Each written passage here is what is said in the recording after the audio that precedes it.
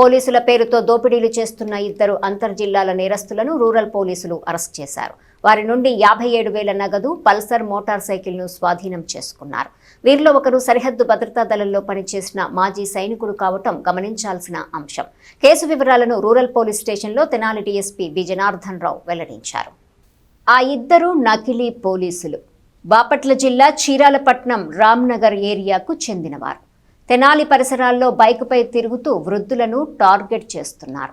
పోలీసులమని బెదిరించి వారి దగ్గరున్న డబ్బును దోపిడీ చేశారు. గంజాయి రవాణా పేరుతో వాహనంపై వెళ్తున్న వారిని ఆపటం, తనిఖీల పేరుతో దౌర్జన్యంగా డబ్బులు లాక్కొని పారిపోతారు. వారి దగ్గరున్న డబ్బు మొత్తం దోచుకోరు సుమా, కొంత భాగమే తీసుకుంటారు.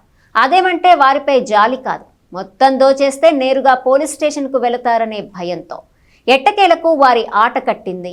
రూరల్ పోలీసులు వారిని అరెస్ట్ చేశారు. వారిద్దరూ కావటి కిరణ్ కుమార్, సదుపాటి మురళి. ఈ నెల 7వ తేదీన నందివెలుగులోని రైస్ మిల్లుకు ధాన్యం అమ్ముకోగా వచ్చిన డబ్బును స్కూటీ డిక్కీలో పెట్టుకుని తెనాలికి వస్తున్న కొల్లిపర మండల రైతు మల్లికార్జున్ రెడ్డిని ఆటోనగర్ సమీపంలోకి రాగానే నకిలీ పోలీసులు అడ్డగించారు. మీ బండి కాగితాలు చూపించండి, మీరు గంజాయి రవాణా చేస్తున్నారనే అనుమానం ఉంది అంటూ భయభ్రాంతులకు గురి చేశారు. స్కూటీ డిక్కీ తెరిపించి అందులోంచి 50,000ను లాక్కొని పరారయ్యారు. అదే రోజు దుగ్గిరాల పోలీస్ స్టేషన్ పరిధిలోని కొత్త పెట్రోల్ బంక్ సమీపంలోని టీవీఎస్ ఎక్సెల్ బండిపై వెళ్తున్న మహమ్మద్ ఫరూక్ను వీరిద్దరూ అడ్డగించి చొక్కా జేబులో ఉన్న 7,000ను లాక్కున్నారు. వీరిలో కావటి కిరణ్ కుమార్ గతంలోనూ పోలీసు అవతారం ఎత్తి గుంటూరు, చీరాల, వేటపాలెం, ఇంకొల్లు, ఒంగోలు, నందిగామ తదితర ప్రాంతాల్లో నేరాలకు పాల్పడినట్టు డీఎస్పీ చెప్పారు. గతంలో అరెస్టై జైలుకు కూడా వెళ్లాడు. ఇతనిపై మొత్తం సుమారు 12 కేసులు ఉన్నాయి. రెండో ముద్దాయి సాదుపాటి మురళి బోర్డర్ సెక్యూరిటీ ఫోర్సులో పనిచేశాడు. 2012లో ఉద్యోగం నుండి బయటకొచ్చేసి మద్యం, ఇతర వ్యసనాలకు బానిసయ్యాడు. ఈ క్రమంలోనే కిరణ్ కుమార్తో కలిసి నేరాలు చేస్తున్నట్టు వివరించారు.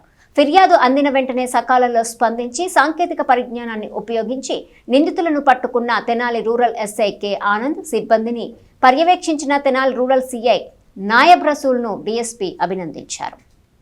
ఈ నెల 7వ తారీఖు మధ్యాహ్నం 12 గంటల సమయంలో కొల్లిపర మండలానికి చెందిన మల్లికార్జున్ రెడ్డి, వయసు 72 సంవత్సరాలు అనే ఒక పెద్ద ఆయన తన స్కూటీలో నందివెలుగులో వరి అమ్మిన డబ్బులు 1,60,000 రూపాయలు డిక్కీలో పెట్టుకొని వస్తున్నాడు. ఆటోనగర్ దగ్గరికి వచ్చేటప్పటికి ఇద్దరు వ్యక్తులు పల్సర్ బైక్తో అతన్ని అడ్డగించి ఆపి మేము పోలీసులు, నువ్వు బండి రికార్డు చూపించు, నీ దగ్గర గంజాయి ఉందని మాకు సమాచారం వచ్చిందని డిక్కీ ఓపెన్ చేయించారు. డిక్కీ ఓపెన్ చేయని క్రమంలో ఈ డబ్బులు చూసి అందులో ఒక 50,000 రూపాయలు అతని దగ్గర బలవంతంగా తీసుకొని ఎవరికైనా చెప్తే చంపేస్తామని బెదిరించి టువర్డ్స్ దుగ్గిరాలు వెళ్ళిపోయారు. ఆ వెళ్ళిన క్రమంలో అతను మన పోలీస్ స్టేషన్కి వచ్చి రిపోర్ట్ ఇవ్వడం జరిగింది. దాని మీద తెనాలి రూరల్ పోలీస్ స్టేషన్లో ఫేక్ పోలీసు ఎక్స్టార్షన్ కింద కేసు నమోదు చేసి దర్యాప్తు చేయడం జరిగింది. ఈ దర్యాప్తులో సాంకేతిక పరిజ్ఞానం ఉపయోగించి టీవీ కెమెరాల్లో వాళ్ళ ఫోటోలు సేకరించిన మీదట వారు బాపట్ల జిల్లా చీరాల పట్టణంలోని రామ్నగర్ ఏరియాకు చెందిన కావటి రవికిరణ్, సాదుపాటి మురళి అని గుర్తించడమైంది.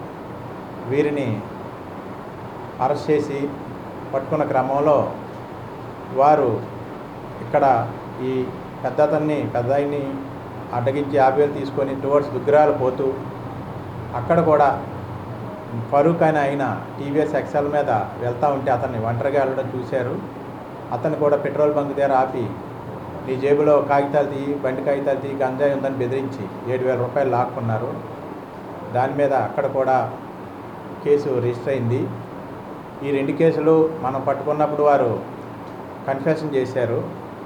ఈ కన్ఫెషన్ చేసినప్పుడు వారు ఉపయోగించిన పల్సర్ బైక్ని వారు ఈ రైతుల వద్ద లాక్కున్న 50,000 రూపాయలు, 7,000 రూపాయలు, 57,000 రూపాయలు రికవర్ చేయడం జరిగింది.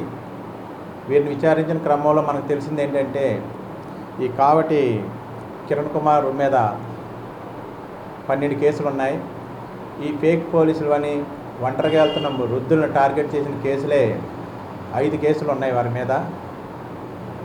ఇవన్నిటిని పరిగణలో తీసుకొని వారిని అరెస్ట్ చేసి ఈరోజు రిమాండ్ నిమిత్తం కోర్టు వారి ముందు హాజరుపరచడం జరుగుతూ ఉంది. కాబట్టి వృద్ధులు, పెద్ద వయసు వారు, డబ్బులతో కానీ నగలతో కానీ ఎక్కువ ప్రయాణం చేయొద్దు, ఎవరొకరు తోడు తీసుకొని వెళ్ళాలి.